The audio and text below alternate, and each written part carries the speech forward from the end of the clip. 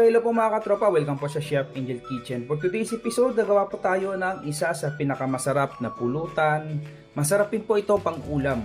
Napaka-healthy po na pagkain. Gagawa po tayo ng kilawing tuna with gata. Ito na po yung ating mga ingredients. Ito po ang bluefin tuna. Hiniwa ko na po ito ng maliliit. Yan, hinugasan ko po muna and then pinatuyo at hiniwa po ng maliliit.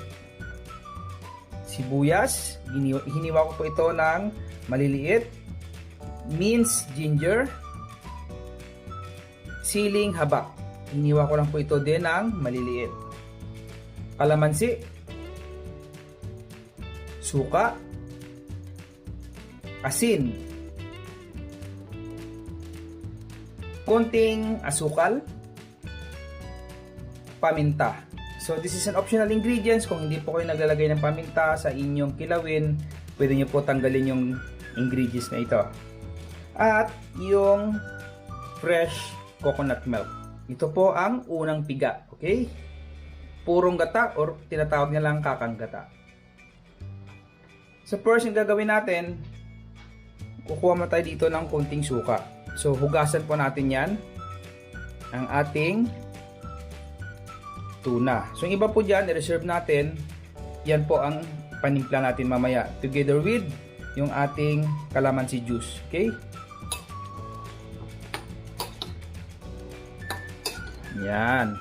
So hugasan na po natin yung ating tuna. And then, pwede po nating hayaan muna na mababad sa ating suka. Siguro about nasa 5 minutes. Pwede na po yan. Okay? Ang purpose na po niyan para matanggal po yung lansa. Okay. So, pwede po kayo magdagdag. Mas maganda po nakasubmerge po siya sa suka. So, magdagdag na lang po tayo ng suka mamaya. Yan. After po natin yan na mababad ng 5 minutes, i-drain po natin para matanggal po ang excess po na suka. Yan po sasama yung lansa ng isda. Okay? So, balikan po natin yan after 5 minutes. So guys, ito na po yung ating tuna. After po natin mababad sa ating suka, mga 5 minutes po, medyo nag-pinkish na po yung laman ng ating tuna. So, yan. So, medyo half cook na po siya. Naluto na po siya ng ating suka. So, ang next step po na gagawin natin, ito po yung ating i-drain. Yan. So, i-drain po natin para matanggal po ang lansa. So make sure po na ma-drain natin ng maganda. Yan.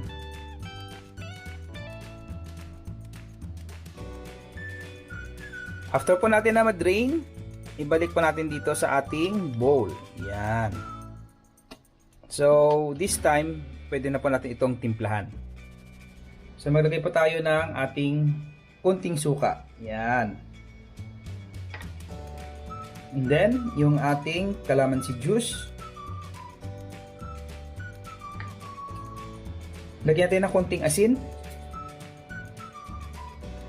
And then nilagay na po natin yung ating mga aromatics. So, in any particular order. Unahin natin yung ating luya.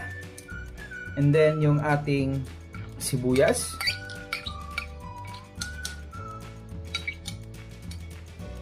And then haluin po natin. Yan. So, kayo na lang po yung mag-adjust ng inyong asin. Kasi titikman nyo naman po ito para kayo na po ang magtansya kung gaano po kaalat yung inyong kilawin or inyong kinilaw na isda. So, besides po sa tuna, pwede po kayo gumamit ng any white fish. Basta fresh po. Pwede po kayo gumamit ng tangige, talakitok, or even po yung maliliit na dilis. Okay?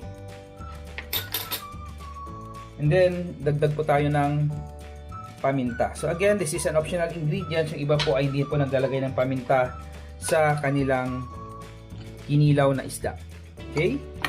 So, habang tumatagal po, sisip-sipin po ng laman ng inyong tuna yung inyong sauce. Yan, tingnan nyo po yan. And then, magdagdag po tayo ng asukal. So yung asukal po, yan po yung mag-balance. Okay? Magbibigay po ng konting tamis or kunti lang po para hindi naman po masyadong matamis kasi hindi naman po masarap pag matamis yung ating kilawin. Okay? At maglagay po tayo ng siling haba. Okay? Yan. So, i-mix lang po natin. And then, pwede po natin tikman para makapag-adjust po tayo ng ating mga seasoning. Okay. So, I think okay na po yung timpla. Magdagdag lang po tayo ng konting asin. Yan. And then, panghuli po, maglagay po tayo ng gata. So, yung gata po, ito po ay unang piga. Okay? Fresh coconut milk. Yan. So, konti lang pong ilagay natin na gata kasi ayaw po nating ma-overpower ng lasa ng gata yung ating kinilaw. Okay.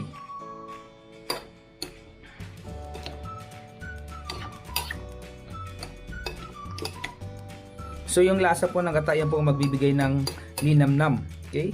Sa ating kinilaw na tuna. Meron din po ako ditong pipino na hiniwa ko po ng cubes. Tinanggalan ko na po ito ng buto. So, pwede na po tayo maghalo dyan. Yan. And then, i-mix na lang po natin.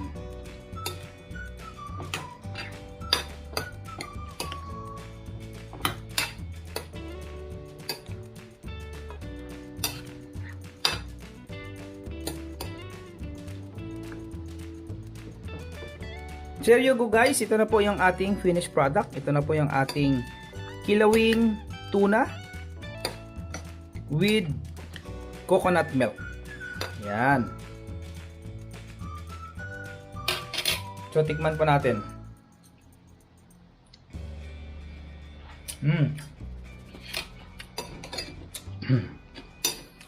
So guys, pwede po kayo magdagdag dito ng maliliit na sili. Siling labuyo kung gusto nyo po medyo intense po yung anghang. Ito na po yung ating kilawing tuna with coconut milk. Yan. Sana po mga tropa nag-enjoy po kayo. Ako po si Chef Angel. Nagsasabi sa inyo, mag-ingat po kayo palagi and God bless.